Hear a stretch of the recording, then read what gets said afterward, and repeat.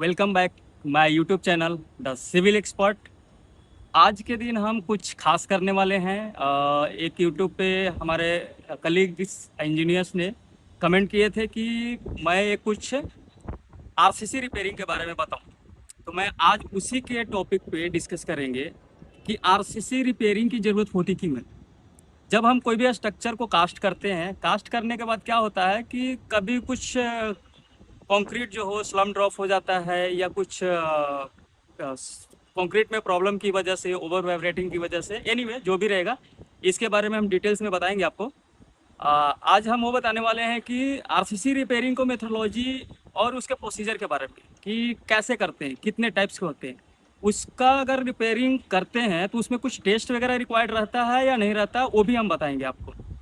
तो बने रहिए वीडियो में। हम आपको पहले प्रोसीजर दिखाते हैं और लाइव जो हम काम किए हुए हैं पास्ट एक्सपीरियंस में कैसे करते हैं उसको, वो सारा चीज़ डिटेल्स में आपको बताएंगे। रहते हैं, जैसे हनीकम्स हो गया, पैच हो गया, etc। तो इसको एक रिपेयर करने का एक मेथड होता है। उस प्रोसीजर मेथड को क्या हम डिस्कस करते हैं इसके बारे में। तो इसके लिए कुछ हमें कोड रेफरेंस होता है, जैसे कि इंडियन स्टैंडर्ड कोड हमारा है 456/2000 एंड इंडियन स्टैंडर्ड 15988/2013। एसीआई इसमें रहेगा अमेरिकन कंक्रीट इंस्टीट्यूशंस के अकॉर्डिंग 546R, एक एसीआई 562 EN 1504। ये सारे कोड जो होते हैं आरसीसी रिपेयरिंग के लिए काम आते हैं। आप यहाँ से रेफरेंस कुछ ले सकते हैं, कुछ डाउट रहेगा तो आगे हम चलते हैं कि हनीकॉम्ब रिपेयर। तो हनीकॉम्ब किस टाइप का होता है, इसका क्लासिफिकेशन होता है। जैसे कि अभी मान लीजिए इसमें 3 टाइप्स के होते हैं, तो एक माइनर हनीकॉम्ब हम लेते हैं।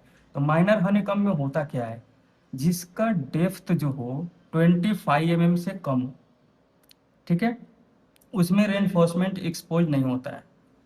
दूसरा होता है हमारा मॉडरेट हनीकॉम्ब। मॉडरेट हनीकॉम्ब में क्या होता है, डेप्थ जो होता है 25 से 75 mm तक रहेगा, वो हमारा मॉडरेट हनीकॉम्ब के कैटेगरी में आता है।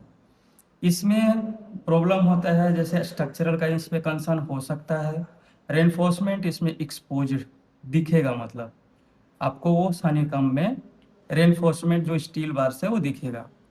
तीसरा हमारा होता है सीवियर हनीकॉम्ब। सीवियर में क्या होता है, ये क्रिटिकल होता है। इसमें कैसा है आपको पता चलेगा, तो जो डेप्थ होगा उसका हनीकॉम्ब का जो ये डेप्थ रहता है वो ग्रेटर देन 75 mm होता है, 75 mm।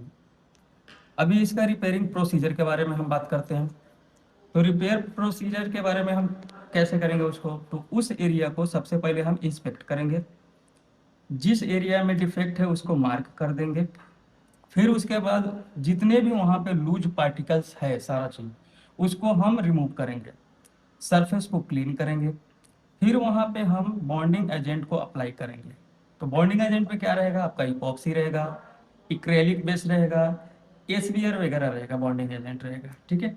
तो इसके लिए कुछ कंपनियां होती है, जैसे कि मटेरियल्स अगर सेलेक्ट करते हैं तो उसमें क्या रहता है, फॉस्फरॉक हो गया आपका।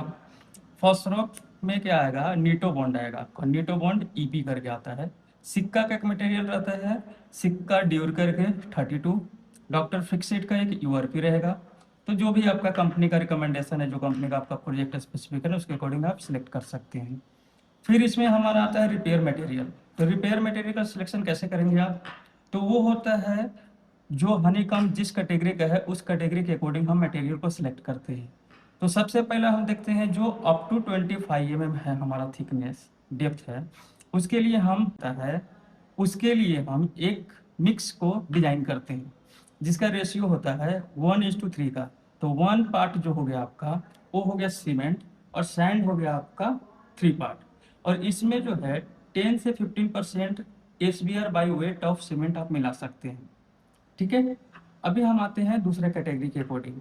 तो अगर आपका डेप्थ 25 से 75 mm तक हो तो उसको हम नॉन श्रिंक ग्राउट मोटार से करते हैं। नॉन श्रिंक ग्राउट मतलब वो श्रिंक नहीं करता है होने के बाद।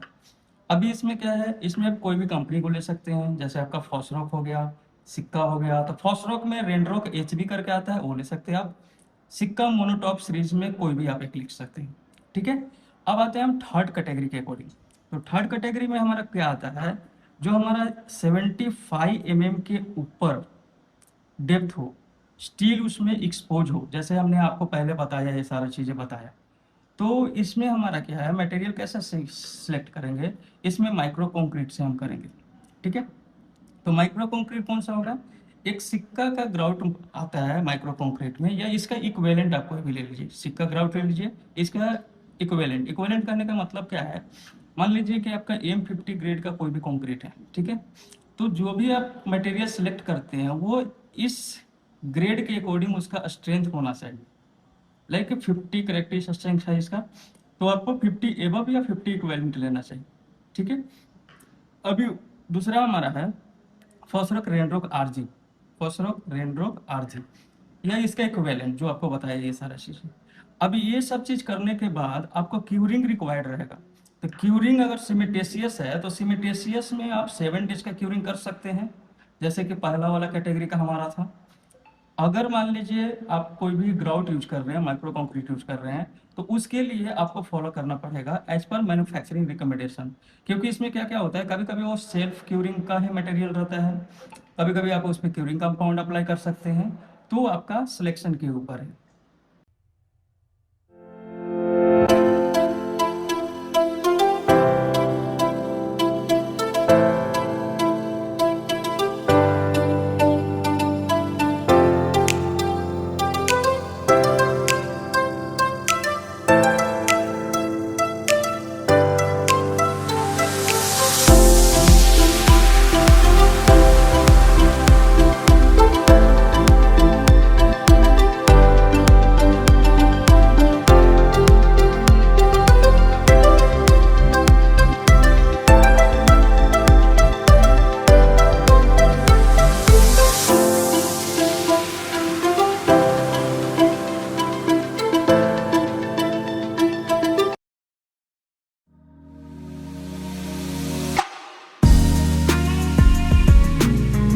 देखिए, ऑन पेपर हमने आपको बताया क्या मेथड है, क्या मटेरियल यूज करते हैं, क्या उसमें टेस्ट रिक्वायर्ड रहेगा, वो सारी चीज़ बताया आपको। तो उम्मीद है कि वो आपको अच्छे से समझ में आया रहेगा। अगर कुछ उसमें डाउट रहे, कुछ कन्फ्यूजन हो, तो आप कमेंट करके ज़रूर बताएं। और मेरा चैनल को प्लीज़ सब्सक्राइब, शेयर ज़रूर करें अपने दोस्त लोग के साथ, इंजीनियर लोग के साथ, ताकि हम अपना और नॉलेज को शेयर करें और एक दूसरे को सपोर्ट करें। तो इस चीज़ से अवेयर रहना बहुत ज़रूरी है। साइट एग्जीक्यूशन हो, नॉर्मल पीपल्स हो या इंजीनियर्स हो, ये दोनों के लिए बहुत ज़रूरी